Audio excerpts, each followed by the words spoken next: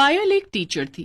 काफी समय से उसके बड़े ताऊ जी उसे दीनापुर गांव में कुछ समय के लिए बुला रहे थे, क्योंकि उनके गांव का टीचर छुट्टियों पर गया हुआ था और उस गांव में एक ही मास्टर था। स्कूल के बच्चों की पढ़ाई खराब ना हो, इसलिए पायल के बड़े ताऊ जी ने सोचा कि वह पायल को ही कुछ महीनों के लिए अपने पास बुला ले। और कुछ समय से पायल शहर के दूसरे स्कूल में नौकरी के लिए अप्लाई कर रही थी, इसलिए वो अभी खाली थी। तो उसने अपने बड़े ताऊ जी के गांव दीनापुर जाने का विचार किया। एक ट्रेन थी जो उस गांव से होकर गुजरती थी। पायल के बड़े ताऊ जी ने उसे समझा दिया था कि वो ट्रेन कुछ समय के लिए स्टेशन पर रुकेगी, तो वो स्टेशन पर उतर जाए। और ऐसा ही हुआ। एक स्टेशन पर ट्रेन कुछ समय के लिए रुकी तो पायल ने गांव का नाम एक बोर्ड पर पढ़ा, तो ट्रेन से उतर गई और ट्रेन अपनी रफ्तार से आगे बढ़ गई। अरे, मुझे तो दीनापुर गांव जाना था, ये तो दीनपुर गांव है। ये मैं किसी गलत गांव में उतर गई क्या? थोड़ा आगे जाकर देखती हूँ, हो सकता है बोर्ड पर गलत नाम लिखा हो। पायल थोड़ा गांव के अंदर की तरफ चलकर जाती है, पर वह गांव का नजारा देखकर हैरान रह जाती है। गांव उल्टा था, वहां के घर उल्टे बने हुए थे, लोग उल्टा चल रहे थे। पायल कुछ पल के लिए तो घबरा गई। तभी सामने से एक औरत आती दिखाई दी। वो सामने से कोई आ रहा है। अरे ये क्या, ये औरत तो उल्टा चलकर आ रही है, ये सब क्या है? वो औरत पायल के पास आती है। पायल उसे देखकर घबरा जाती है। डरो नहीं, हम भूत नहीं हैं, हम तुम्हारी तरह साधारण इंसान हैं, बस हम उल्टा चलते हैं क्योंकि ये उल्टा गांव है। उल्टा गांव? पर मुझे तो दीनापुर गांव जाना था। ये दीनपुर गांव है, दीनापुर नहीं। पर आप कौन हो? मेरा नाम पायल है, मैं एक टीचर हूँ, शहर के स्कूल में बच्चों को पढ़ाती हूँ। मुझे अपने बड़े ताऊ जी के घर दीनापुर गांव जाना था, वहाँ के स्कूल के बच्चों को पढ़ाने के लिए, पर मैं गलती से यहाँ आ गई हूँ। अच्छा, वापसी की कोई ट्रेन मिलेगी? क्योंकि मुझे दीनापुर गांव पहुँचना है। मेरे मोबाइल की बैटरी भी खत्म हो गई है, मैं तो किसी को फोन भी नहीं कर सकती। हमारे गांव में बिजली नहीं है, इसलिए आपका ये फोन वहाँ चार्ज नहीं हो सकता।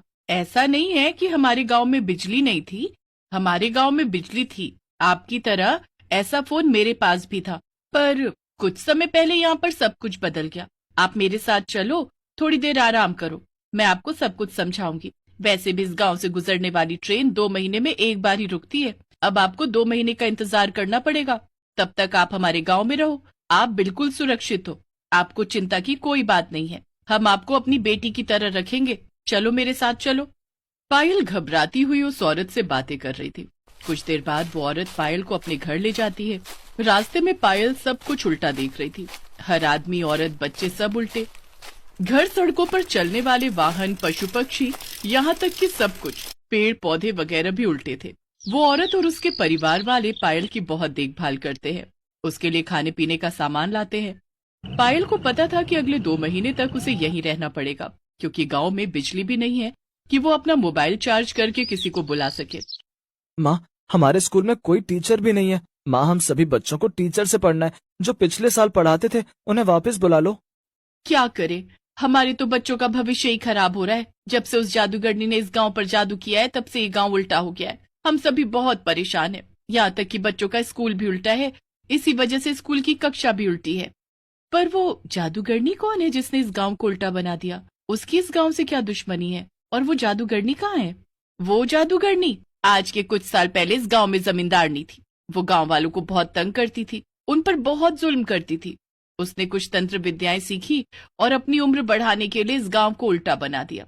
जब तक ये गांव और यहाँ की हर चीज उल्टी है, तब तक वो जादूगरनी यानी कि जमींदारनी का अंत नहीं हो सकता।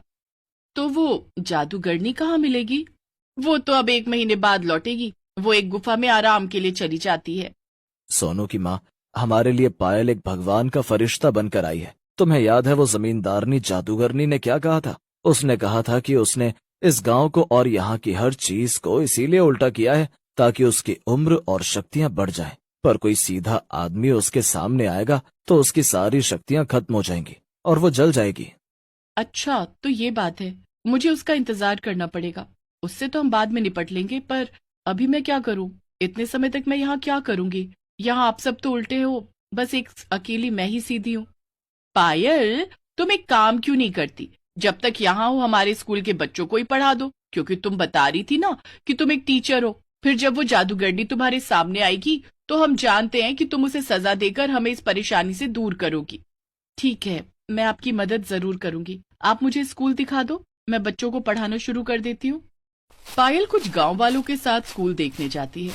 वो हैरान थी, उल्टा स्कूल, उल्टा क्लासरूम और बच्चे भी उल्टे। बच्चे बहुत खुश थे क्योंकि उन्हें एक नई टीचर मिली थी। पायल ने बच्चों से खूब घुल मिलकर बात की। उसे बच्चों पर बहुत तरस आ रहा था, पर उसने सोच लिया था कि 1 महीने बाद जब जादूगरनी उसके सामने आएगी तो वो उसका अंत जरूर करेगी। पायल बच्चों को पढ़ाने लगी। बच्चे भी खूब मन लगाकर पढ़ते थे। धीरे धीरे बच्चों ने पायल से बहुत कुछ सीख लिया। पायल ने बच्चों को हिंदी के साथ साथ अंग्रेजी भाषा का भी ज्ञान दिया। गांव वाले भी पायल की बहुत तारीफ करते थे। कुछ ही समय में पायल उस गांव की चहेती बेटी बन गई। एक दिन पायल जब स्कूल पहुंची तो उसने देखा कि क्लासरूम बिल्कुल खाली था। आज गांव का एक भी बच्चा स्कूल नहीं आया था। भैया क्या हुआ, आज बच्चे स्कूल नहीं आए, क्लासरूम बिल्कुल खाली है। दीदी, आज कोई स्कूल नहीं आएगा क्योंकि आज जादूगरनी आ रही है। सब लोग अपने घर में छिपे हुए हैं ताकि वो किसी को भी तंग ना करे और चुपचाप आकर चली जाए। कोई बात नहीं, आप चिंता मत करो। आज आप सबको जादूगरनी से छुटकारा दिलवा कर ही रहूंगी। जैसे ही जादूगरनी जमींदारनी गांव में प्रवेश करती है तो वो सबको चिल्ला चिल्ला कर अपना डर दिखाने लगती है। सब कुछ हवा में उल्टा पुल्टा होने लगता है। गांव के सब लोग घबरा जाते हैं। कैसा लग रहा है तुम सब गांव वालों को? मैंने इस पूरे गांव को उल्टा बना दिया है। अब तुम सब हमेशा के लिए ऐसे ही उल्टे रहना और मेरी शक्तियां बढ़ाते रहना। गांव वाले घबराए हुए थे कि तभी पायल उस जादूगरनी जमींदारनी के सामने आकर खड़ी हो जाती है। पायल को सीधा देखकर जादूगरनी घबरा जाती है। उसकी सारी शक्तियां उसी समय समाप्त हो गई और वो जलकर भस्म हो गई। सब गांव वाले बहुत खुश होते हैं। बच्चे भी दौड़कर पायल को पकड़ लेते हैं।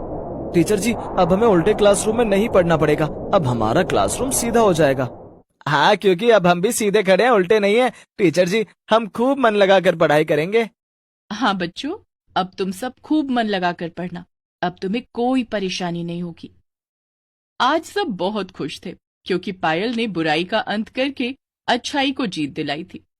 जादूगरनी के मरते ही सब कुछ पहले जैसा हो जाता है, जैसा हमेशा हुआ करता था। गांव में फिर से खुशहाली आ जाती है। अगले कुछ समय तक पायल ने बच्चों को स्कूल में पढ़ाया और एक जान पहचान के टीचर को, जिसे नौकरी की जरूरत थी, उसे स्कूल में बच्चों का टीचर बना दिया, जिससे बच्चे भी बहुत खुश हुए। अब उन्हें बिना टीचर के नहीं रहना पड़ा। सबसे घुल मिलकर पायल अपने बड़े ताऊजी के गांव